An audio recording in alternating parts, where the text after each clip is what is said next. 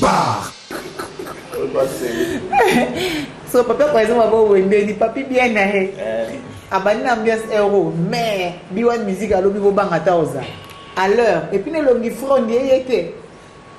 Moi la meilleure champagne. Ba vine yanga mesana ngantamba. Vanta au mona binote. Mais na mesana la mbomisation. Yepe na moni moi baloba moi c'est beau yanga mais coupe na champagne. Non mais c'est bien, il doit s'amuser.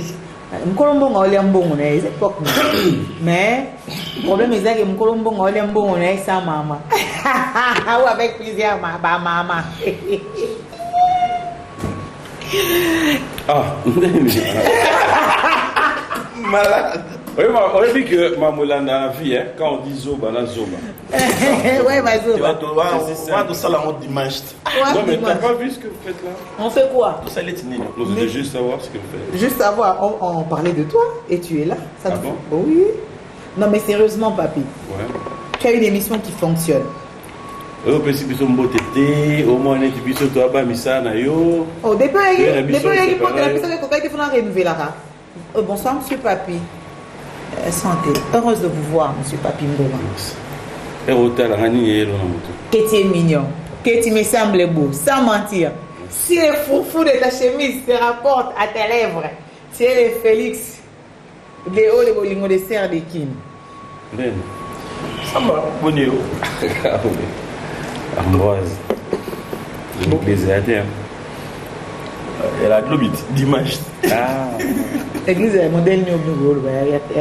Maman, comment vous voyez l'église? L'église na bango. À côté à mingi retard. Mais après moi tu as ma bonza ma casse. Na ba kosele ba maloba pasteur. C'est que pasteur abi kamo touché Ambroise, frère classé veste. Ayati. Moi l'église. Moi l'église. Il y a ça mais là wapi on Noël là. Pardon. Et puis boro, on a boro fan dans la tassimana. Marie Missam. Le vélo mora. Il y a comme un sous problème. C'est comme merci à Fandaro. Bon quand c'était na tcha boy parce que azan serment elle boulot trop. Même qu'il ndima était on a bongo les faces na tcha masque comme pour dire que parce que on a display nzele mais ils n'ont pas respecté l'artiste qu'il y avait en cette fille là. Il y en a été à jupe masque donc net non c'est pas boy ba bien que do bout kana sima masque. Donc Vina simanaye wana grand prêtre. Na so laisse tomber bakala. Ba mususu ba fan pas mususu ba rukuna. Bon ba ligne o mani simetière bi bembe na nganda. Tu es pas vivant. Oh, ba vivant ba saini. Na ta veno kwada. So ko tebe kwada na nganda ba kliya ba ligne. Tu as besoin d'un jibé. Taba Noël. Tu photo na na bi pembe te na nganda.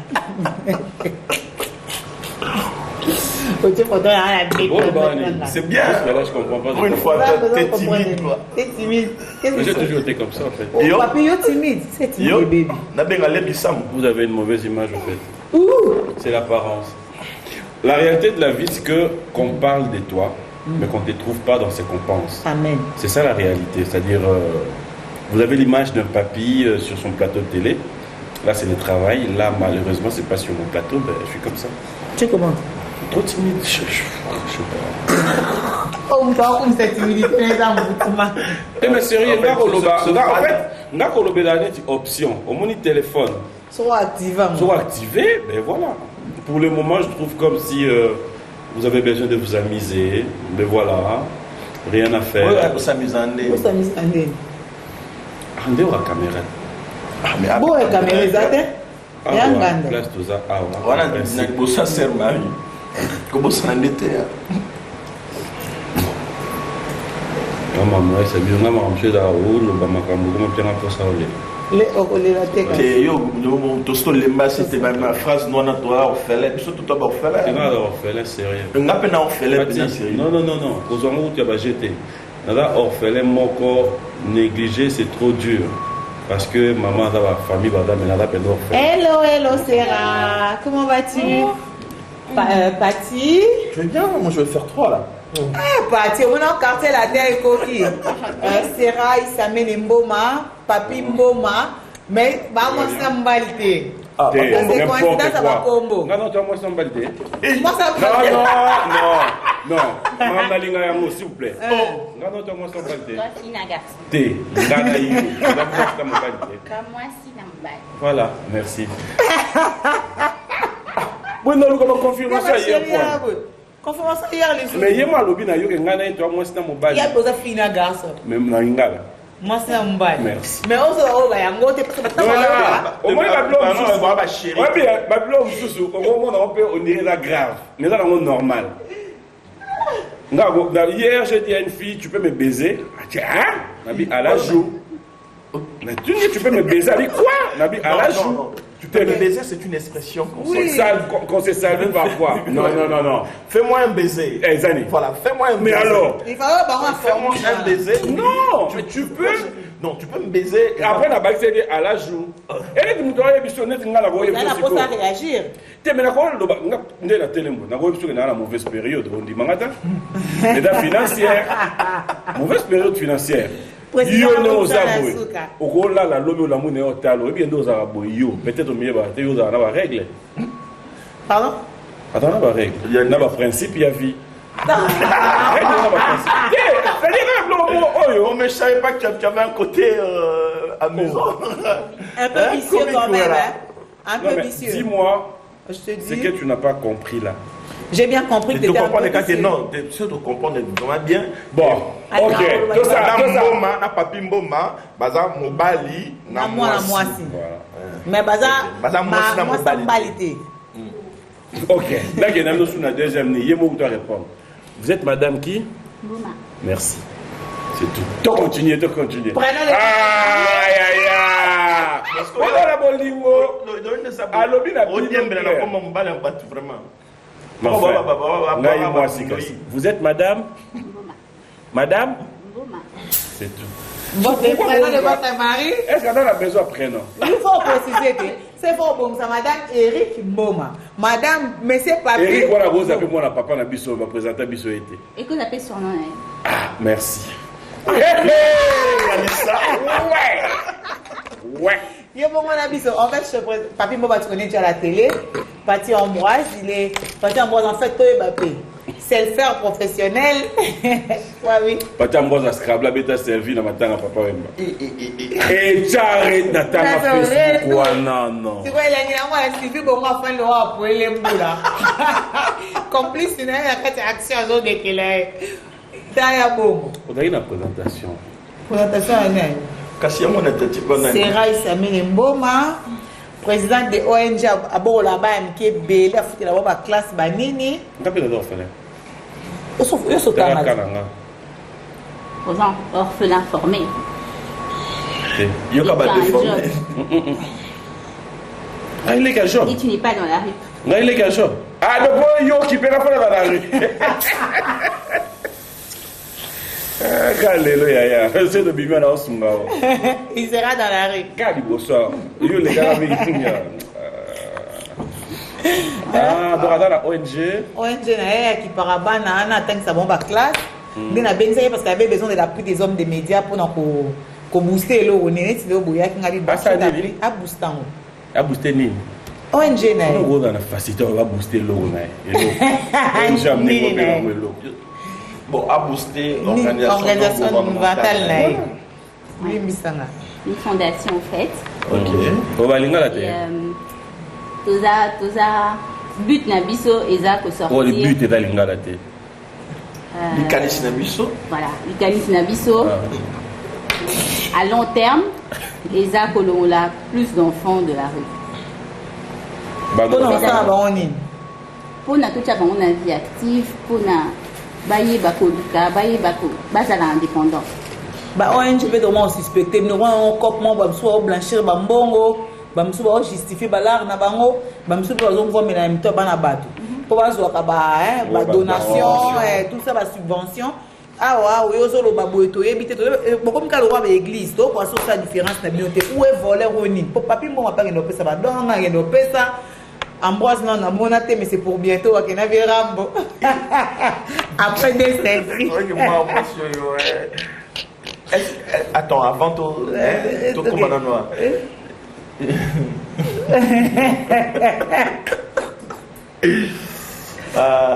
Psycho, Bouléani. Oui, mais dans la question des. C'est tellement facile à comprendre. Vous avez ma question des. Dis-moi.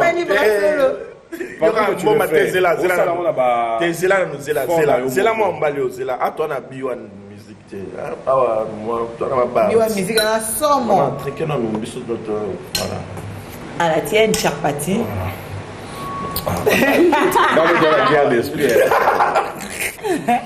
Voilà. Voilà pour poser une question. Oui, grandi. Voilà. Santé. Oh, non, petit facile. Comment on dit? Changeons ensemble. Entre les deux, les choix est clair. Non, moi toast. À changer ensemble. Voilà. Changeons ensemble. Tu changes de nama mbolo. Tu changes de comme Nini. C'est tu changes de comme Nini. Marié. Marié, papi, mais yo, moi, ça va déjà ça l'équipe. Vous avez la question. En fait, dans le comprendre, vous avez la question. Maman Nangaï. Papa Nangaï. Obi Keza Malam encadrement à ma jeune Lélo na Congo. Un conseil de question. Tes questions, il y a la Sima. Yoka, il y a le solo. Attends, on a rappelé ton avis. Pas de problème, mais attends. Va droit. T'es solo. Là, ça, on a besoin de expliquer ma cambo à Yelia. N'est pas ça, on a. Vous ne soukolez pas à lati, à des maquillages. N'est pas ça, on a besoin de dire à monsieur. Au moment même mon frère.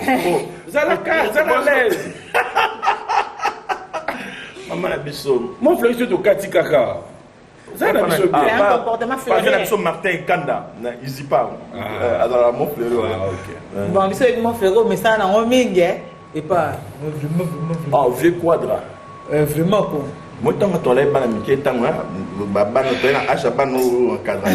Dax, toi no kan saleti. Pour ça la pina mutu. Faut ba na molingo. Chiko, ndebino bo sala action na katia. Rue. Pourquoi vous ne pouvez pas précéder? Au lieu dans la rue, au mingi banana ba utana ba nzetete. Ba utana ba famille, ba utana ba papa, ba maman. Conseil un homme d'encadrement au niveau familial. Au encadrement, le niveau il y a ma famille, il y a foyer. Au encadrement, il y a maman ou il y a jeune fille au bazar, il y a zémi, souriez. Tu vois, question est bien comme ça. Pourquoi? En fait, ce que je comprends, c'est comme si tu as attiré par C'est rare, en fait, sa façon d'être. Je ne dis pas attirer dans un mauvais sens. Tu es attiré quand ils affaires d'attirer. Hein. Voilà. Mais après, je me pose la question, ceux qui auront vraiment la question, il y a retourné. Voilà, je vais t'aider. Ah, tu as besoin de la question, n'a pas réponse. Et ça, il faut passer un message, tu vas comprendre. Et la fin, avant y a le mois, il faut t'aider. Il faut t'aider. Il faut t'aider. Il y a en quoi? Il y a tout à l'heure. Oui, mais tu as tout ça, tout va bien. Un bon tonton. Un très bon tonton. Bon tonton, voilà. Bon tonton, tu as tantine un jour à Oya. Mais maman. Il y a eu un mot repère parti. Donc, on a ça le plaisir. Au moins, une émission à Lélo. Pour une première fois. Non, tant que la bino on va fiancer là. Pour une première fois. En tout cas, tu es dans maman. C'est passé Néhéli. Papi, on a TV dans l'inabine. On fait la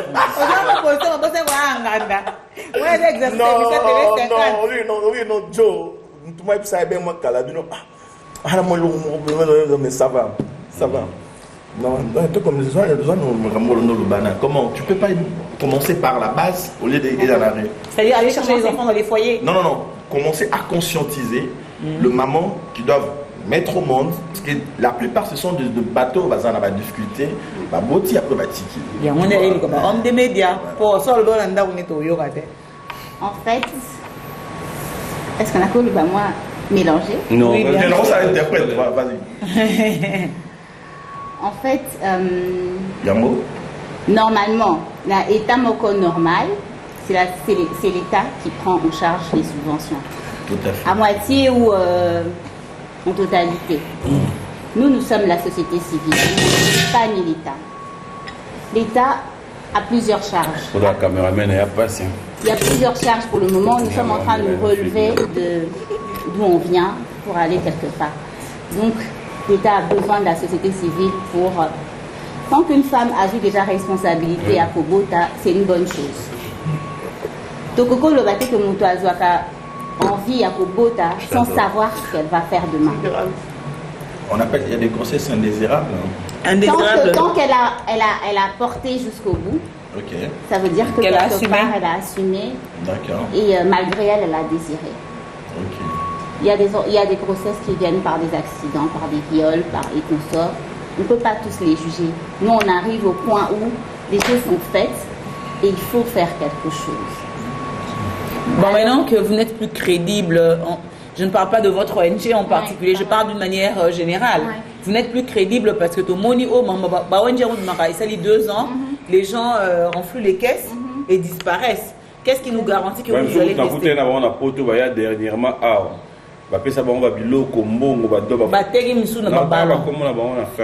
exactement, voilà, j'en viens là.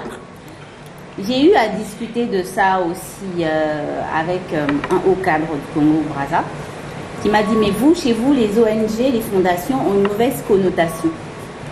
Une très mauvaise réputation. Ils ont mal l'image, surtout de pays. En fait, moi, de nature, j'ai toujours fait des dons dans les hôpitaux, les homes de vieillards et consorts. Les œuvres philanthropiques, en fait. Voilà.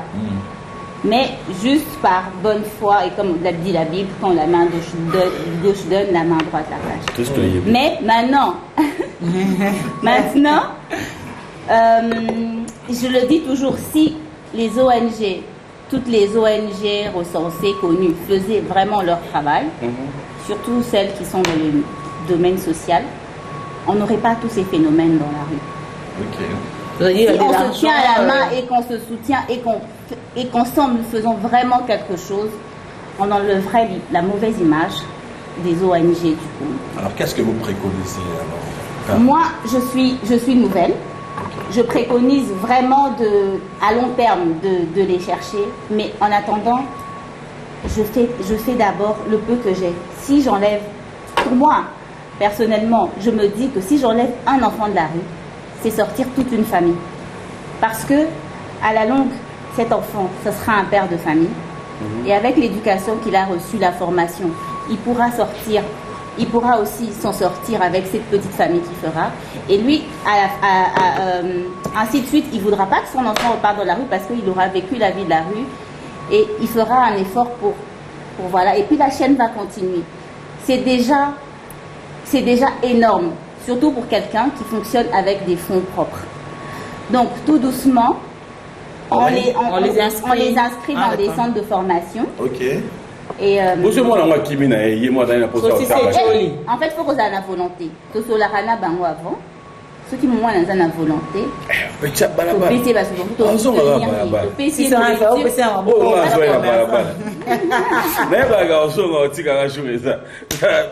Bon, on ne sait jamais. Parce que la formation, c'est 6 mois. Financement, quoi. Voilà, voilà. Mais entre-temps, on doit le nourrir. Un enfant qui va en formation doit être nourri, il doit être vêtu. Et donc, on fait tout ça là. Il doit bénéficier des soins médicaux, surtout les soins primaires. Ces enfants-là n'ont parfois pas de vaccin et tout ça. Mais à part ça, on aide aussi les plus petits. On essaie de les rassembler de temps en temps quand il y a de grands événements. Comme à Noël, nous avons eu à faire un dîner avec eux. Pour Pâques aussi, nous sommes descendus à un orphelinat non loin de Bibois. Et, mais le travail est énorme, le champ est énorme. Et, alors qu'est-ce qu'on peut faire concrètement pour t'aider si on doit te venir en aide? En fait, pour ne pas mettre de suspicion dans les têtes de nos créanciers, de nos bienfaiteurs, nous sommes déjà affiliés à une société d'audit et avec les aides qu'ils donnent, ils peuvent suivre et on les tient toujours informés, on les tiendra toujours informés de ce des activités, de niveau de leur cotisation, des dépenses, tout ça. Et Voilà. Et on aimerait vraiment avoir comme un bâtiment, parce que quand ces enfants-là viennent vers nous pour obtenir des vêtements, pour bien se présenter au cours et tout, de la nourriture, pour bien être en forme, après ils repartent dans la rue.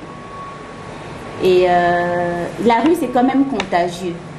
Moi, je ne laisserai pas, par exemple, mon fils qui est sorti de la rue repartir dans la rue. Alors, on n'aimerait pas que cette influence-là pèse sur eux. Donc, on aimerait bien avoir un bâtiment conforme à nous.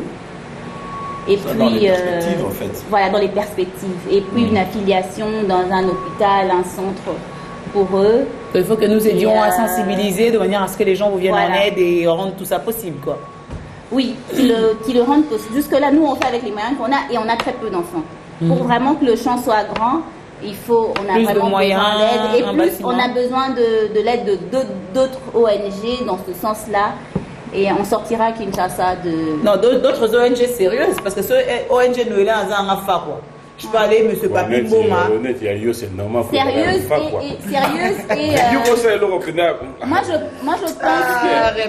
moi je pense que se tenir la main et soutenir les autres, c'est un sacerdoce. D'abord, il faut... Un apostolat. Voilà, c'est un apostolat. Il faut vraiment que l'être humain aime son prochain et qu'on arrête de penser... Et qu'on arrête de penser avant à l'argent ou à autre chose. Il faut qu'on donne une autre image de Kinshasa et d'autres provinces du Congo si possible. En tout cas, moi je pense que nous pouvons que te souhaiter que ça réussisse. Hein. Mais on était avec toi, papy. Alors, l'objectif, le but est très appréciable, mais seulement il faut que la l'action très bien. On va pas le tout, il n'y a pas d'en faire. Nous qui pourrons apporter la petite voix que tu peux amener aujourd'hui en loin. Et il faut être ouvert. Vous avez un siège, vous avez un numéro de contact. Oui, nous avons un siège. Nous sommes de la commune de Kinshasa. Je ne sais pas si c'est la commune de Kinshasa, excusez-moi, mais c'est sur Nyangwe. Et nous avons un numéro de téléphone, oui. Qui est le 081 333 0333 et le 81 245 62 38. Dans le numéro les a été donc les numéro les été au papier au monde au bango et là numéro contact na aider bana B1 Music t'enverra sa cotisation. Et nous précisons que les formations que nous offrons c'est de 15 à 18 ans. Un peu plus grand.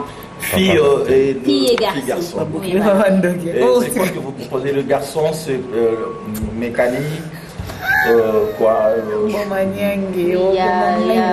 les sections techniques en fait. Voilà, c'est des sections techniques. Et les filles sont la plupart des couture, esthétique, tout ça. Voilà. Bah super. Ça. Ok, prochainement, je crois que il faut nous amener de prospectus. D'accord. Et on va essayer de... Ce que vous faites, c'est nous vous encourageons. Hein, vous êtes jeunes. Si vous plaidez, si vous œuvrez dans cette sphère-là de vouloir apporter un plus sur la jeunesse, nous pouvons que vous applaudir, vous soutenir. Mais il y a une époque, papy, il faisait ça, il a arrêté. Moi, c'est seulement l'année passée que je n'ai pas fait. Je n'ai jamais arrêté. Seulement quand je fais, je n'ai pas besoin de la télé, je n'ai pas besoin de... Non, mais tu sais pourquoi? Moi, je ne dis pas qu'on a besoin de la télé. Aujourd'hui, il faut qu'on sensibilise les gens à les faire davantage. Non, mais voilà pourquoi quand on les fait, bon, je dirais... De temps en temps. De temps en temps, quand on les fait, tu invites des gens. Oui, exactement. Bon, moi, je le fais souvent le jour de mon anniversaire. Comme moi. Ce qui fait que quand j'invite les amis, ils découvrent aussi. Il faudrait peut-être faire la même chose. Demain, après-demain, il y a ceux qui reviennent. On n'est pas les amis de Kinshasa, papy. Non, c'est mais pour ça que on doit servir d'exemple. Parce qu'il y a des gens qui ont de l'argent aujourd'hui qui ne savent pas quoi en faire, vous voyez. Lorsqu'ils voient Papi Mboma donner, Noëlla donner, ça dit Petit Ambroise donne, donc c'est normal. Je peux aussi donner. Il faut que nous rendions ces phénomènes contagieux. C'est bien. Autant on achète des beaux vêtements, autant on achète du champagne, on s'offre des belles montres, des belles voitures, beaux bijoux et tout. Il faut qu'on sache aussi partager avec ceux qui n'ont pas eu la même chance que nous. C'est important parce qu'on ne sait pas ce qui nous arrivera demain. Aujourd'hui, on a nos deux jambes, on va bien, notre boulot ça marche, les sponsors sont derrière nous. Et après, on ne souhaite pas ce qui arrive, il y a des accidents comme ça dans la vie qui qui vous pénalisent et qui vous détruisent. Vous vous retrouvez fauché au bout de 6 mois parce qu'il y a des problèmes médicaux, parce que. Donc je pense que c'est aussi une manière de rechercher aussi des bénédictions sur un plan spirituel. Exactement. On ne peut pas être ami que pour partager des verres, on doit aussi être ami pour partager les bonnes choses. Prête à Dieu. Voilà, donc nous on doit servir aussi à sensibiliser les gens. Par exemple, quand c'est des donations comme Papy les fait ou qu'on fait en anonyme, ça va. Les jours de nos anniversaires, c'est une fête. Et les jours des fêtes, on donne avec nos amis, comme ça publiquement.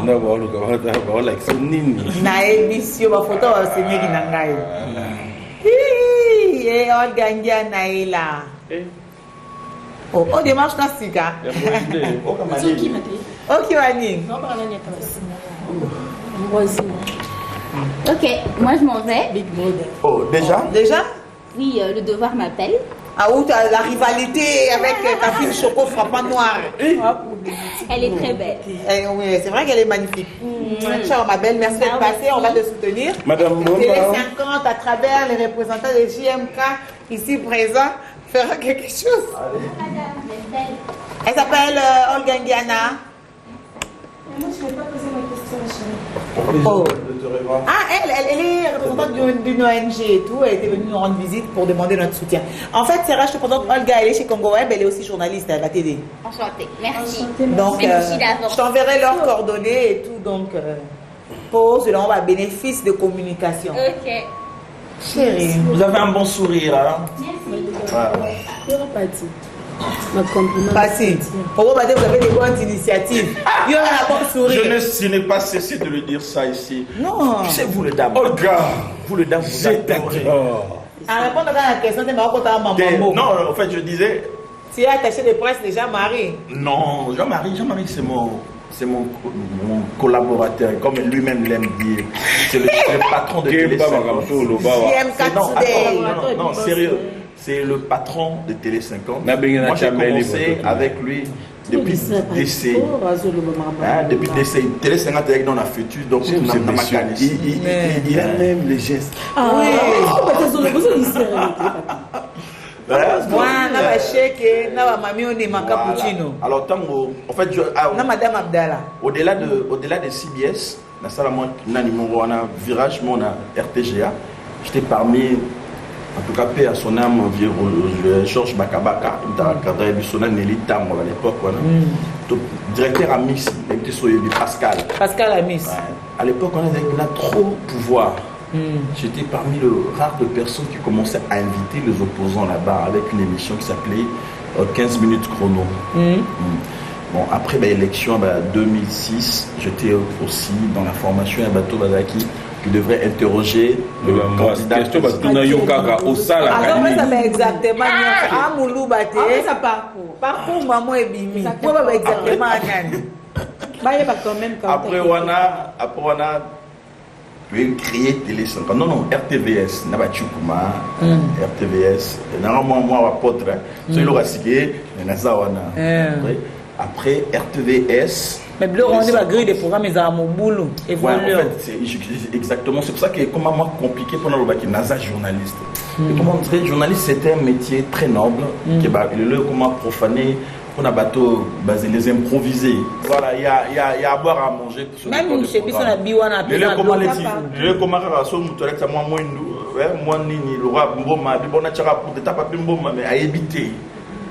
Il y a d'autres fois de la team sur la TV, on a dit 2h du matin, 3h du matin. Ah bon, il sommes au Limois, il y a 6 plus. Émission en définition de la globalité. Émetteur, canal, na récepteur. Et il y a pas ça à réceptionner. Comment bouler les bino? Comment bouler les bino? Ouais, mais dans la vérité, la vérité, la bino va calculer les bino. La route, ouais.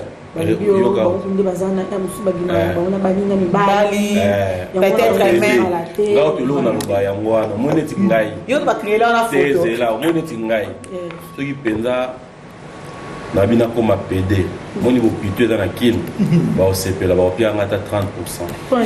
Au niveau routine d'amateur. Car va déchirer, bah on soit. Mais non, mais si ton Dieu est mort, si ton Dieu est mort, et c'est les miens. Malade ce gars. Mais non, le bien.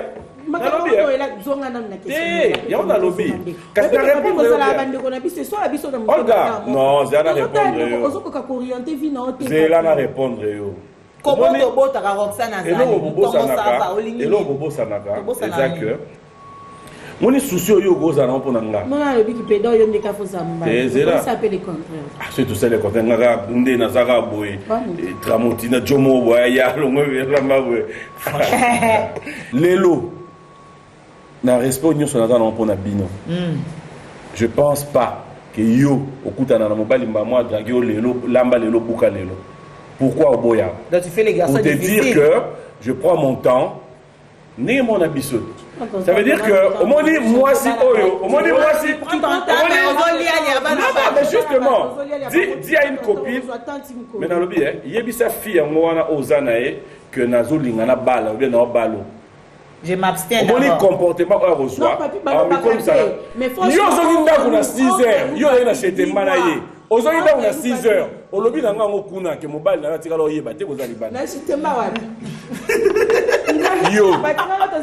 Oui. Il y a le il a monté. Ah, effectivement. Aujourd'hui, 6 heures. Mobile, il a eu autant de sonner le bandit Singapini. Mon gars ne sait même pas qu'il a mis Maki. Oh, il est bien. N'a juré mais sur la tombe de mon père. C'est la cause. Ah non, Landa. Ah moi, venez na rocher la comment papa. Ah. Ok, mais non, Zonga. Ah, c'est trop beau ça. Ah. Papi. C'est quoi mon bali wana? Mon bali wana. Est-ce que mon bali yango ezaki ngai? Na luka na tsona ndako. Tala vie à moi. Mais papi na yebiso ke ba basi ça c'est confortable. Toi tu es confortable. Yo papi. Banda o banda ko zo basi entre nous. Na mokolo ya lelo. Na nka o monité. Mais ce que ça là c'est que na bala. Les sons. Pas de problème. Mais dans le lobby, les sons autant son temps. Au moni, ngaine na rabwe na aleka pasteur. Na aleka sœur religieuse. Ngai morope na kene petit séminaire na ki. Comportement na yo différent na ki le pasteur. En fait, pas la chijanga de loin. Olga. Au moins ça il vient mbaka de ensemble la trop. Adema so benga à l'église. Voilà, qui makana mangembo et puis ezonga kana sosimat. Vous comprenez? En fait, les na kanisa va multiplier. Au moins nga na croya mingi. OK. Moi, Ambroise, c'est parmi les rares de personnes où il y a vrai dans la vie. C'est-à-dire, pour rien au monde, à qui que soit, tant naïe, à comprendre, tous avez les chasses en mode. Non, là, mon bouton le ballon père, mon boulot, mon boulot, à tout moment. Boza mon boulot.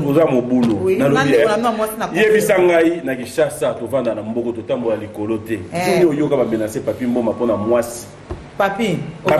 Non, attends, celui-là, non, non, c'est pas mon awa. Natala est l'oroté, Napé est l'oroté. Junior Yore va filmer va bounder papi mboma. Le vrai problème c'est quoi? C'est que tout soit qu'à réalité à vie oyo ya normal te fina biso ya boye, tout comme ça on boye. Olga, ceux qui pena yo dans la souci, que ngala bala, ceux qui pena dans la souci wana. Olga bala te, ngana to bala. Je peux te le demander. Je vais, Olga.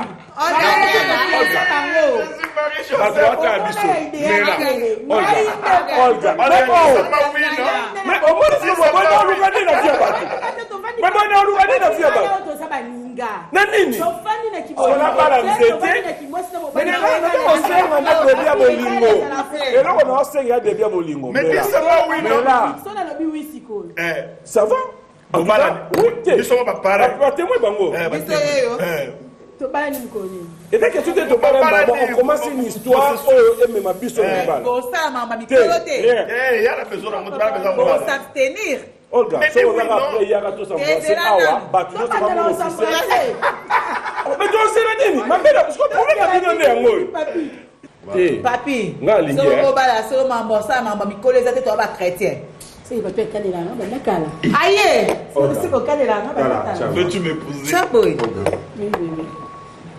Bébé nani? Avec un peu bébé, ça vient de venir bébé, c'est le ballon qui m'a télévision.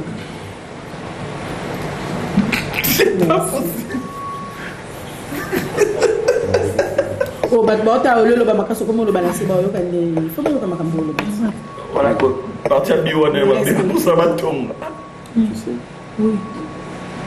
Je m'en dis, quand tu as été,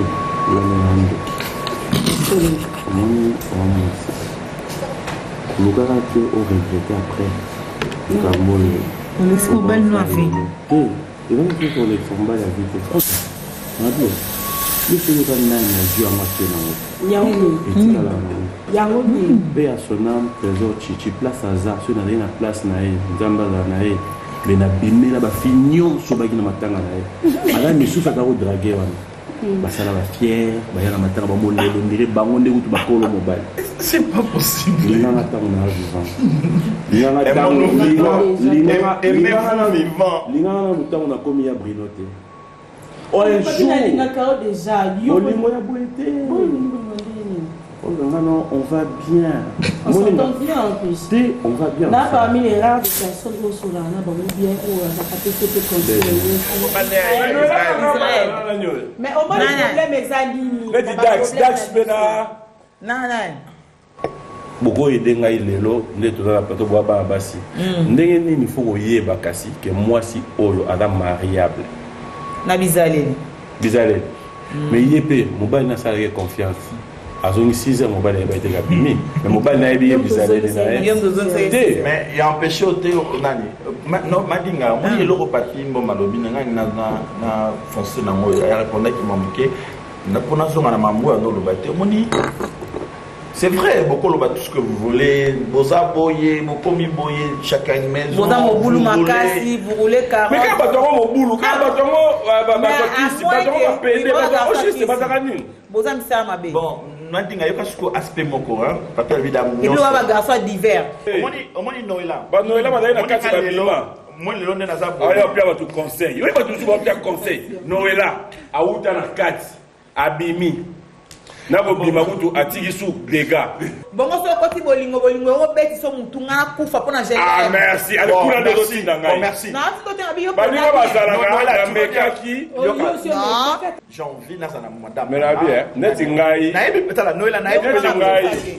na kana kana zo Ambroise parrain na ngai pour mutu parrainer au lelo foye moko bala ako ba l'expérience à 5 ans merci pour parrain na mutu na bala te ata be ide o bala te na comprendre te lo jour ke bi omoni yo ka biso bon ça pas fini bien de tout biso mutu sa koli mutu so neto collabo tant za elo to za nini elo papa baloba nini elo ni mandi bono oh il faut se poser mbongo liboso osomba esika bongo avant somba esika il faut nini mbongo okipe ofutela nano avant somba dans somba esika po sa nini bole luka mbongo pona kotonga s'il vous plaît attendez pardon tokata des choses de fandia na mazangi moya osomba esika na otonga ngai kosakana ngati ba ngoma boyela na papier na big na kontelo mbongo sponsor bo vino ebeba basi biso na rozo minute oyo to bimino ofinga papier na posa oliantaba na okelie son taba moi c'est to olianon taba s'il te plaît la na bien to olianon taba to ba master to olianon taba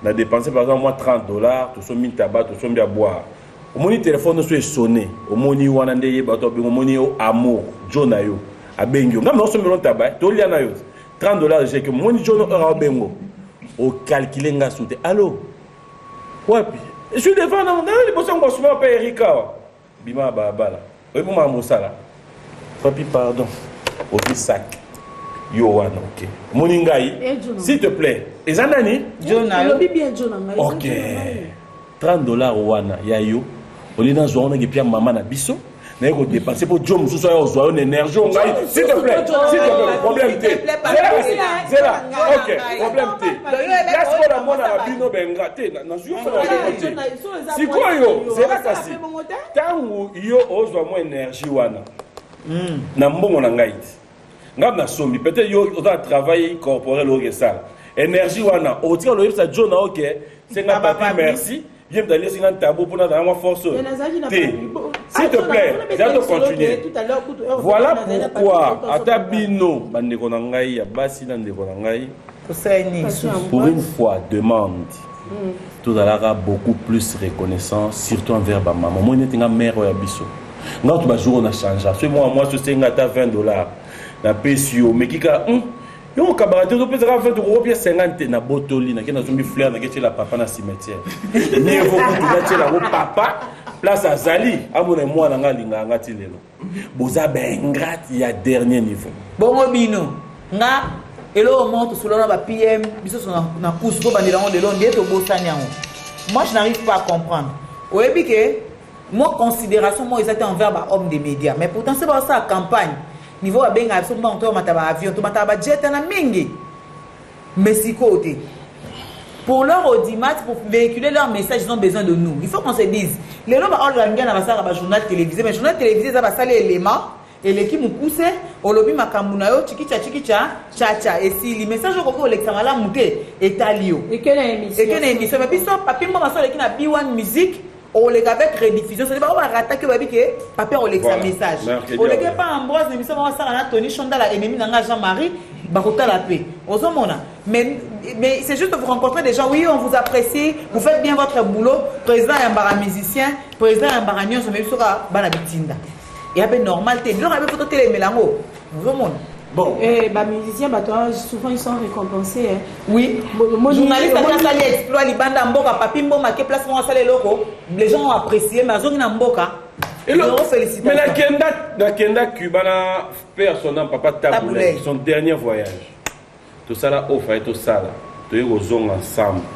Yemba Moro pas chef de l'État, va présenter votre trophée, va présenter ni va présenter. Mais la période tu as trophée. Mutu ale qui si ba image, mutu asali nini nyonso asali. Kalami était awa komaki soika ba combattre ba tomboki na poto ba nyonso yo zonga awa mama Olive talangai tala boy ba tomingi ba uta poto ba yezi ba bonekawa nini nga ba bena sanga pe na poto ba combattant ba seloni nga ba pia boutique na bon marché nga za choqué nga na onsa na digital nga mamba politique tel na ngati ba pesi nga e pa vie ki tenge tanga papier mamboeboye raisa leki c'est normal président mboka na sa musala nga journaliste na tangi mais boutique na ba pia kuna bato oh bazoeka bigogo na Roissy nanani oyo bazoki mbongo mais ngai biloko na ngai ya mutoki na ngai bakenda ko yango sango ça fait quand même matin manque de considération des problèmes moi problème moi sérieux vraiment ça mboka na biso parce que je me suis également rendu compte que on n'est pas soutenu par l'État. Pas du tout. On est État congolais à les gens aiment nous voir mendiant. Même Bambongo Oyo, Ezalaka alloué na presse. Olandelango Oyoka Ezalaki na budget, mais Tina Souka et comment bon, Tina Souka et Soukate. Alors que média Lelo, t'as la même Lelo, Batouba, comment conseil la Batou, moi fier. Pour que un journaliste en paie c'est moins 10 francs, un journaliste en salabé. Alors que ce qui l'État a ça pour s'occuper là-bas, médias, que ce soit en ligne ou presse écrite, comme il se doit. Mais en ligne, en géré, il faut lui c'est ça le problème. Donc, télévision, presse écrite, radio par exemple. Ce qui l'État a supporté comme il se doit. Journaliste en salam salanae, ndenge sengeli. Au moins, la moutou moussou, oyoke, a ça même l'information. Et que vous avez une vraie information. Mais avec quand on a publié une vraie information, après, on a demandé. Il faut un tambola. C'est vrai, Olga, tu n'as pas tort. Mais on dit que subvention normalement, l'État a subventionné Bisso. C'est vrai, bateau ba la Bisso mususu, au bazan pembe na Bisso na bara c'est vrai. Et ça tout ça, moi quand on a pas problème, souvent c'est ça capable qu'on a biso même pour le. Parce que on a besoin de biso. Justement, je vais en arriver. Quelques médias, il y a l'État, il y a le gouvernement, alors que ailleurs, les médias privés, les médias publics, mais l'État a tellement même mise, non seulement la télévision, mais également. Non, mais Olga, attention, moi le problème dans biso journaliste, c'est bango bien et ça la biso passe moi les lobes enseignants baxel bango moi au ba comment ça la wana parce que ba sala makelele tu vois ba sala mamamboudi moi je suis enseignant de carrière aussi pédagogue en passant soit dit ba sala moi les lobes dimanche moi j'ai ma soeur à presque savant mais ça prend plaisir dimanche pas na biso au moi pena ba bandara mamile là papi bomba tanganoé Nati le collé, Willy, tu vois, Isaac Maï, tout ça, tous les gens, et ça va me plaisir, mais ma soeur là, elle est Tara lauréate, 80, mais elle fait plaisir, et on sa culture en a Flora, que je salue. Tu vois, mais oui, bon, bref, ça c'est sûr. Bref, mais tu vois maintenant, tu vois le plaisir que les gens basent en Moana. On va boya. Tiens, bon, toi, on a des barratés, on a c'est bien.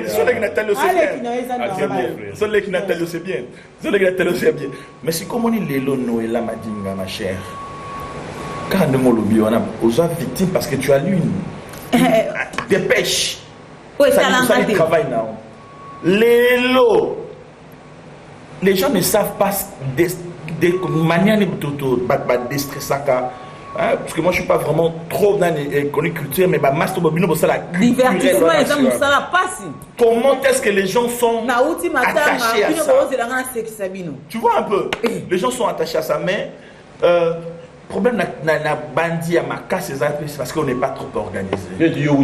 Non seulement ça, on n'est pas soutenu parce par l'État, c'est ça le problème. L'État ne peut pas soutenir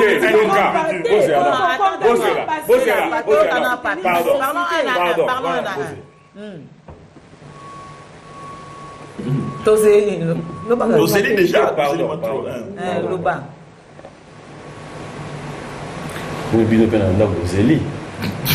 Après, occupé biso, boli occupé té. Zappé non? Zappé ton dimayo. Bon, ça fait le il y a moi que l'on a dit sabino que bazara benga pe batala biso. Au moment avec minute obi non, ce papier là il est intéressant, papier vient demain. Non, il y a peut-être la bonne ça toi solo. Je suis mon propre père. Donne tout d'abord toi mal payé bon tu ne surtout bal.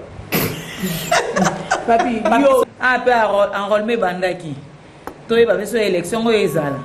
Mais niveau toujours important. Les journalistes reviendront encore une fois à l'action.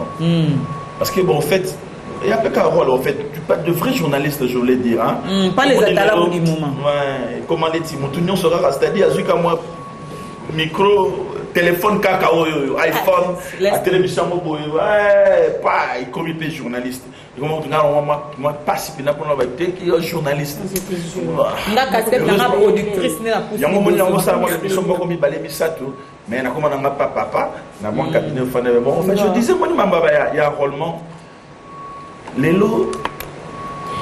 Moi je suis toujours fière de dire que je suis journaliste. Si maman, tu sais hein. C'est bien en termes de revendication, tu sais les c'est honteux hein. Ça fait maintenant je suis enseignant assis. En activité, enseignant debout. On meurt enseignant, c'est un état. Tu vas mourir journaliste. Mais. Et ça va venir le brebis également. L'état d'élu. Et comme si tu vas. Est-ce que tu sais, au rôle de dans la chaîne locale, que je me suis dit, Christian, il y a quand même plus. À Benabenga qui est de l'équité, la bosse qui n'a pas un voyage. Donc, on est obligé de soirée, on en a tellement mamboya. Il y a VHS, antenne locale. Mais tu sais que non, j'ai eu mal. Comme ça soit tante. Ok, pas chaîne honorable, rien, tu vois, mon ancien BTJ, Baligarawana, BRT. Non, c'est comme un programme spécifique total à la télévision à l'issue. Vous avez vu que on a fini un rôle dans la papier, vous avez vu que l'émission nous est les 4. Mais non, mais justement. On a tiré pour la talango. Donc c'est un peu ça, pas non plus à la télévision que autres. Mais pourquoi tu appelles ça télévision? Tant que papier, vous m'excuserez, tant que papier a lancé le débat d'abord sur les paiements, on appelle quoi télévision? Avoir 3 caméras et émetteurs c'est télé, c'est que si on est dans la télé. Oh bagi, avant tout maman Mboma. Ah d'accord.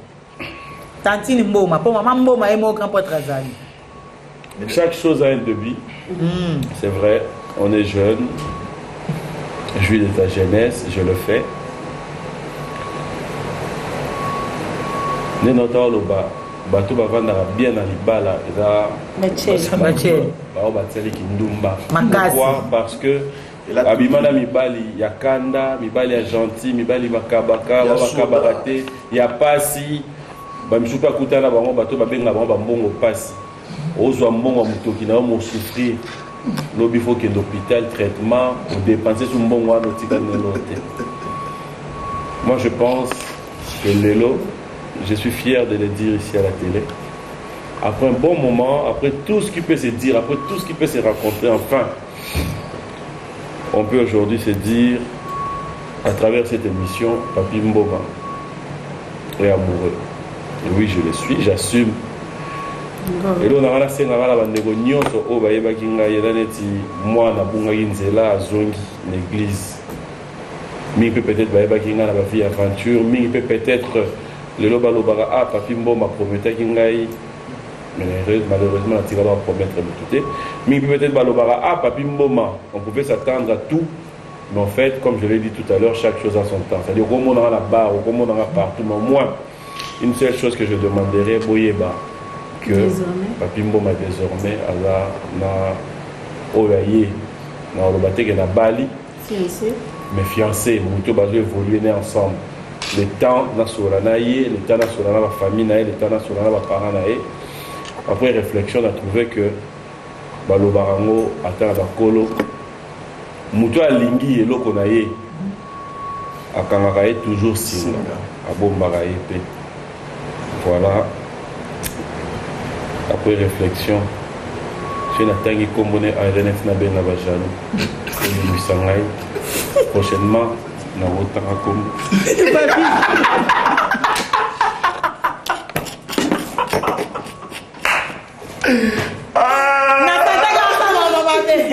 My God.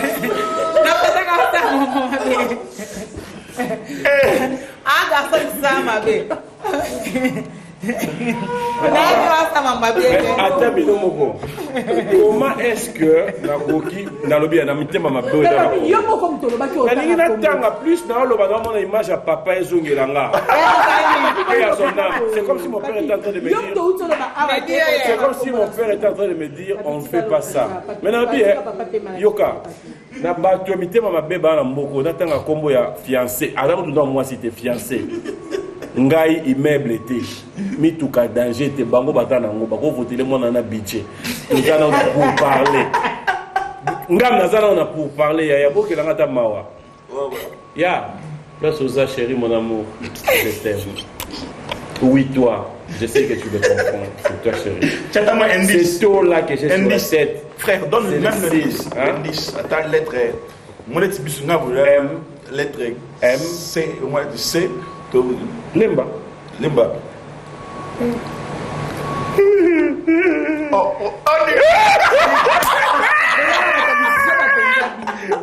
mon Dieu!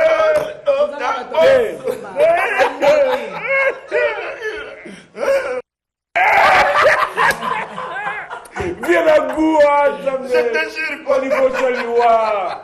Je sais combien de points on comprend les loués à la Noëlla. Toi, tu pamba, toi, l'eau. Tout est passager. Yaya, oh non, minute, on va compter mon nom, Nandaku. T'as la job, t'as la TV, t'as le logo, t'es yoné logo. 1m20. Et dans 2m50, ça dépend. Ça dépend, Moulaï. On sait, j'ai Jomo, tout à coup, t'as nanini. Na mort. Bisomba somba baseke. Yake neka la éviter que ça la peut ba occuper Moulaï.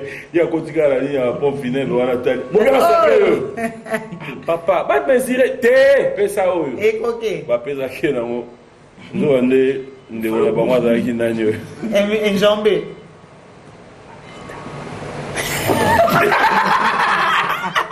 Et yo kani? C'est bon. Monsieur l'appelle Papi Tamba Mbote là.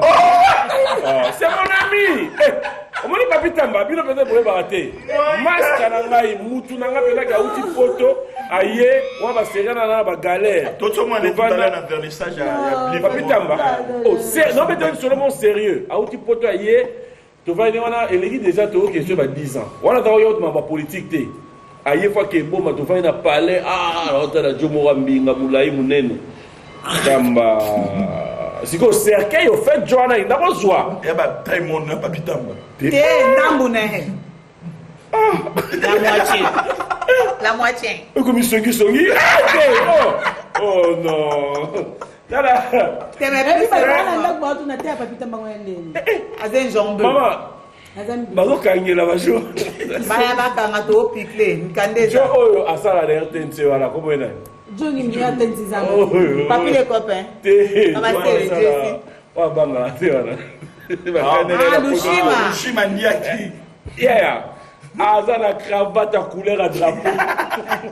na dessin drapeau. Il y a un nationaliste. Nationaliste, c'est un gilet. C'est quoi le alobi bon mon ndenge Simon Kimbangu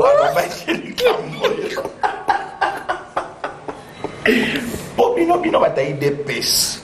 Est-ce que vous yebi Joana babete bakuna TV ata 15 000 fois. Et reste arrêté. Pour me donner ta TV qui bolite. Bolite combattre. Bon t'as qui du monde ba Eliezer. Si vous kuna yaza populaire ça papa Lushima yo kasko vous va sauter ga Eliezer ndeko Eliezer. Ah glissement va hériter. C'est-à-dire reportage avec combien Eliezer en débololo. Ça va poter ga bouzo ba Eliezer. Papa Noël kinna Papa Molière. Pas Molière. Oh, il y a tout le pont en Amazon. Azali papa mon. T'es boété na biso ba tete la boété. Oh, n'a pas bateau. Ah bon? Papa Molière. Ah, quelqu'un qui compte à ça là, toi qui est dans compte ta famille. Toi nous dans compte ta famille. Jean-Marie Kassama Jean-Marie Kassama. JMK elimina nga yaya. Yo ba jakinda kaboina na.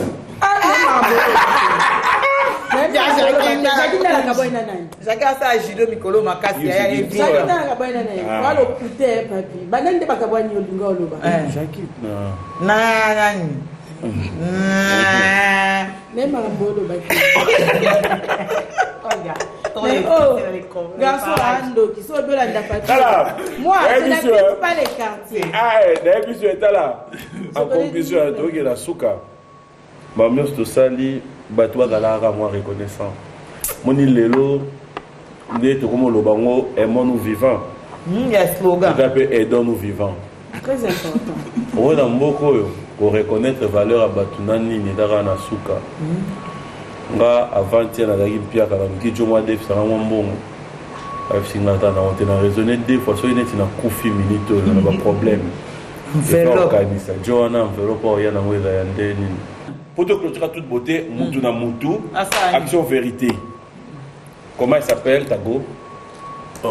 Action vérité. Tu es toi qui es vrai. Yo ok,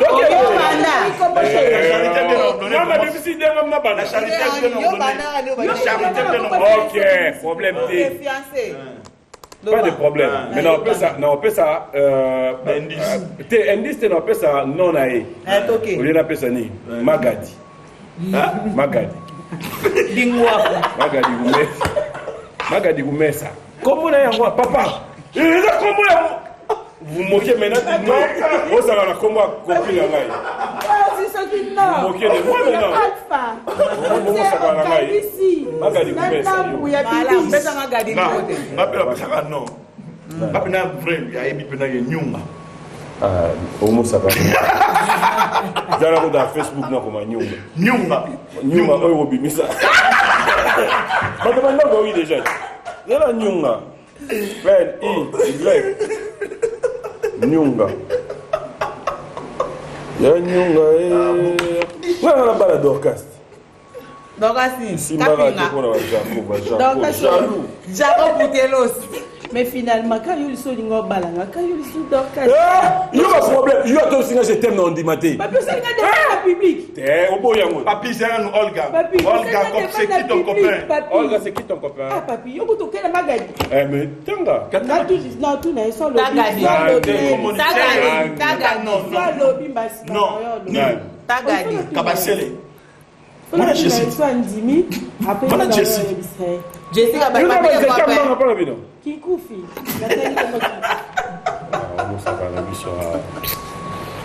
Enfin. Ekufaka Yesu. Donc, papi, comment ça n'a plus oh, Lokuta wapi? Baso marapusu na sac. Baso marapusu na sac ite yaya. Toke na meki. Natali sokoza mutu. Papi batu bayoki. Batu baboni. Pardon. Noëlla. Comment il y a? Pour le bien, on a divorcé. On suppose qu'elle a divorcé déjà au côté d'une autoroute. Non, j'étais vierge en train de mais la maille. Tu n'es pas obligé. José Aïe promotion. Mais là, tu n'es pas obligé. Combien il y a boyé?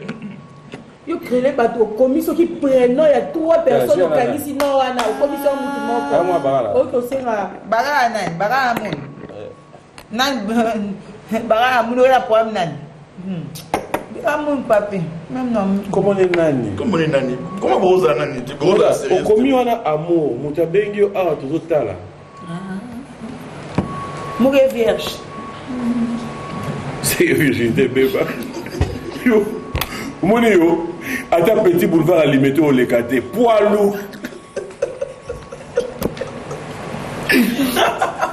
allez ça et tout